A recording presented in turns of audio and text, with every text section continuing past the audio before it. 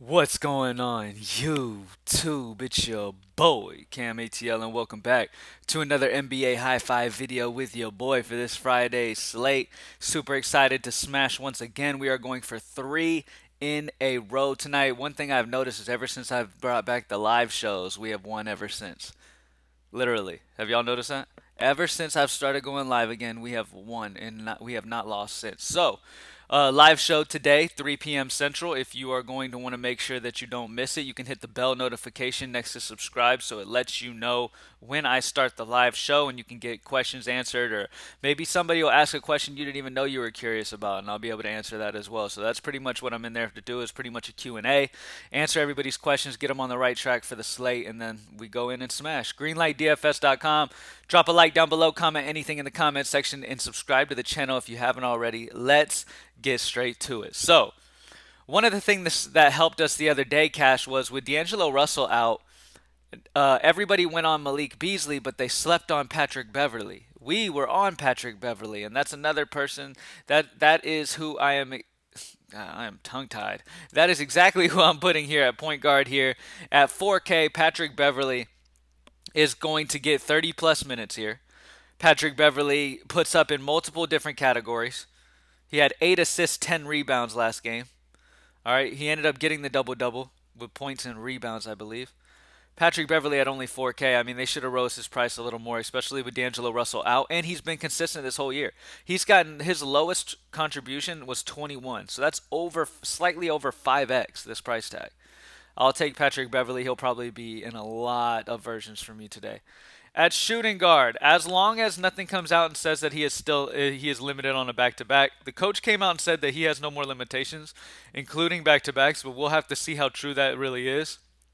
But as of right now, if Cade Cunningham is going to be playing his usual allotment of minutes, which is what you kind of have been able to see the last couple days, 29, 32, around 30 to 35 minutes is what we're normally going to see out of him. And he is a player that can put up in multiple categories. He's going to get the rebounds. He's a tall dude, so he's going to get the rebounds. He's going to get the assists. He can score. If his shot is falling, then he'll be even better. Still, he did not shoot very well from the floor. He shot 17 times, only made 4 shots. So his shooting percentage is still extremely low, but his peripheral stats, his other stats that he could put up are great. So I really, really love Cade Cunningham. He's still super cheap at 4.6, and we still need to take advantage of his price tag with what he is capable of doing in an offense that just doesn't have many people on it that, you know, demand a high usage. So Cade Cunningham's in a fantastic spot, and when that shot starts dropping, I mean, I could see 50s out of him for sure. He got 39 against Philly in this last game, shooting poorly. So imagine what he does if his shot starts falling. All right, next up, let's go with. I am finding plenty of value on this slate, so I'm going to go ahead and go with the spend up Giannis. Just for right now, Giannis is my favorite spend up because I really love the value at guards. I've talked already about a couple guards that are pretty damn cheap and allow for good things to happen, but there's another one as well that's pretty good price that I also love today, point per dollar. So I'll talk about him as well. But right now, as it stands right now, I really love the value at guard today. So with that being said, I feel like the spend up should probably go forward or center, and I'm really liking the spot for Giannis here. Obviously, Giannis is in play at all times. He's almost 12K, so I'm not sure about seeing like a 6x performance out of him here. But it just depends on the type of value we have through the slate. All right, plain and simple. This is a New York squad that gave up over 50 to OG Anunoby, however you say his name. They gave up over 48 to Tobias Harris. So power forwards really do damage against them. Julius Randle isn't a defensive forward.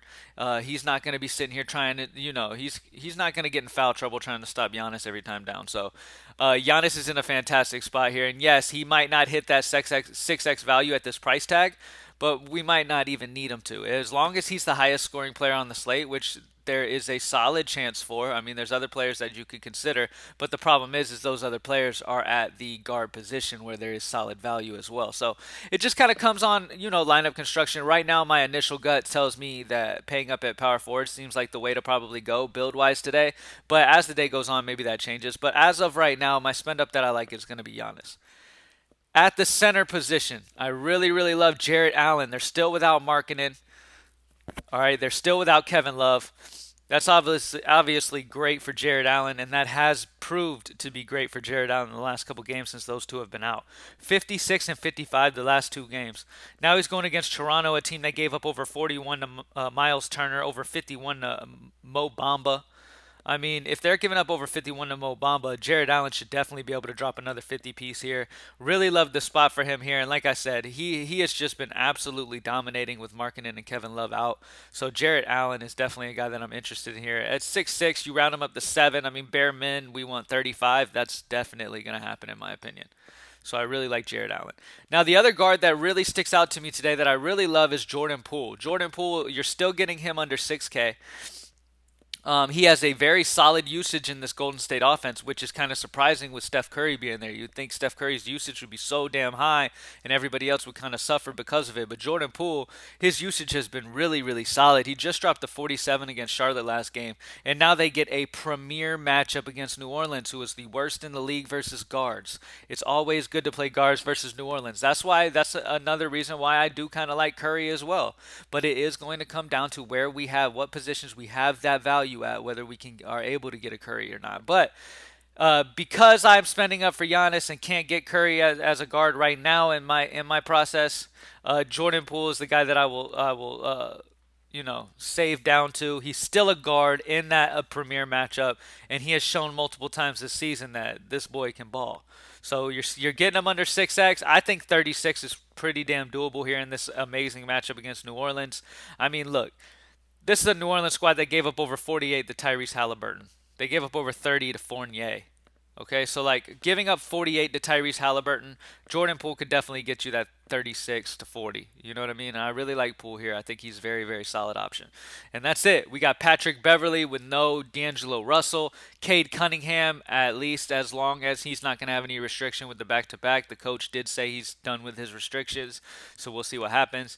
Giannis as the spend-up just because of right now. I'm really, really feeling the guard options on this slate.